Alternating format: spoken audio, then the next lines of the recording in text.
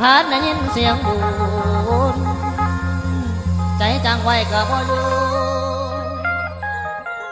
บาดไปเที่ยวแล้วดูอาเทศงานน้องขาดแสงตาบานใส่แต่เงินละเสียงพ่อแม่นั่นกูเกินน้องน้องกะบ่ดอกยอมฟัง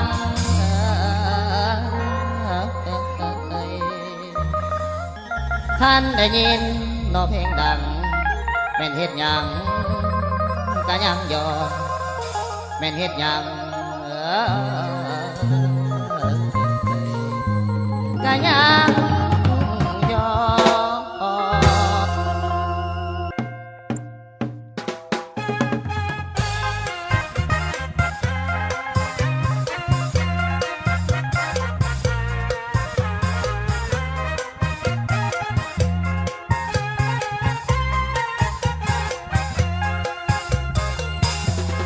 บ่อาท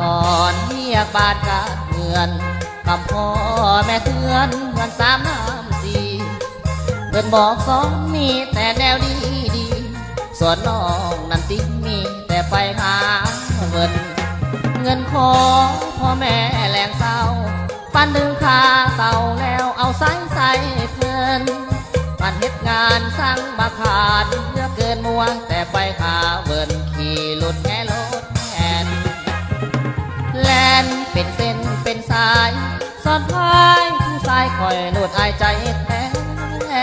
พูดปล่อยตัวให้เขาจับคอบายแขนผู้นั้นก็แฟนผู้นี้ก็แฟนพอป่านแฟนแต่ทางคุณปังใดสิไกลหรือไก่นอกกับพากันไปทำไว้บ่อยู่รู้แต่เที่ยวเล่นงานนั้นบ่ทำบอกจำคำพอคอยเตือนบอกจำคำแม่เคยเตือนมาแต่ดิดมันได้เงื่อนบ่เกี่ยวอย่างพอดีบางตีบ่ค่อยว่าเป็นพ่อแม่เจ็บเส้นเพื่อนบอกเพื่อนสอนลูกสาวบอกคือสะอ่อนมาแต่ได้สอนขายรถกอดแอวแม่แนวอยู่ดอกผู้ซ้ายแต่ผู้ที่อายนั่นคือพ่อแม่เป็นอย่างบ่คิดเบิ่งแน่ควรเจียมแน่แน่ตัวเป็นผู้หญิงอันนี้คอยว่าความจริงสิ่งใดผิดใจขอโทษนำเด้อสิ่งใดผิดใจขอโทษนำเด้อแต่กินเฟือกันยังถามหาถ้วยแต่กินเฟือกันยังถามหาถ้วยขันกับบวยอูแอนของแพงคนยังซื้อให้มาให้สู่อันหัวแต่ขาดมันบ่มีเลือกคิดเบิ่งเกินแนวคิดแล้วกันยังจากใด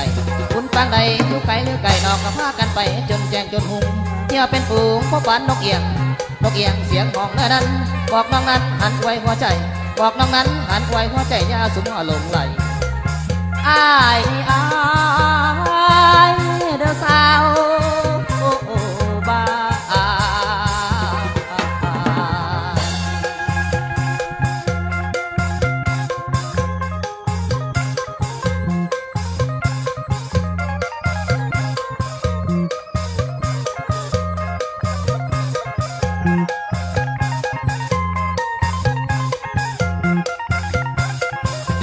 บางตีบ่ค่อยว่าเป็นพ่อแม่เจ็บเส้นเพิ่นบอกเพิ่นสอนลูกสาวบ่เคยสะอ่อนมาแต่ได้สอนพายรถกอดแอวแม่นแนมอยู่ดอกผู้ซ้ายแต่ผู้ที่อายนั่นคือพ่อแม่เป็นหยังบ่คิดเบิ่งแน่ควรเจียมแน่แน่โตเป็นผู้หญิงอันนี้คอยว่าความจริงสิ่งใดผิดใจขอโทษนำเด้อสิ่งใดผิดใจขอโทษนำเด้อแต่กินเฟือก็ยังถามหาถ้วยแต่กินเฟือก็ยังถามหาถ้วยคันกับบวยอูแองของแพงคนยังซื้อให้มาให้สู่อันหัวแต่ขาดมันบ่มีเลือกคิดเบิ่งเกินแนวคิดแล้วกันยังจากใดคุณปังใดอยู่ไกลหรือไกลนอกก็พากันไปจนแจ้งจนหุงเที่ยวเป็นฝูงพบปันนกเอียงเสียงของเนื้อนั้นบอกน้องนั้นหันไว้หัวใจบอกน้องนั้นหันไว้หัวใจยาสุมหลงไหลอ้าย